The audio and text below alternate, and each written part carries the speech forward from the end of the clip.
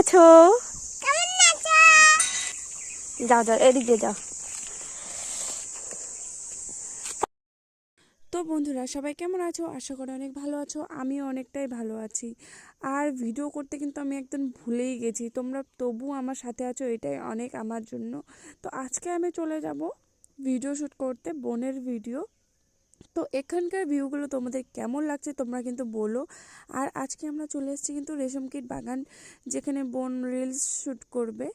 তো আমিও জাস্ট ওদের সাথে আসলাম অনেক জোর করাতে। তো সবার সাথে একটু করে স্মৃতি আমি তুলে রাখলাম আমার এই পেজের মধ্যে। তো মামা হচ্ছে বোনের স্পেশাল ক্যামেরাম্যান, তো আমরা হচ্ছে দর্শক। বোন নাচ করছে, আমরা দেখছি।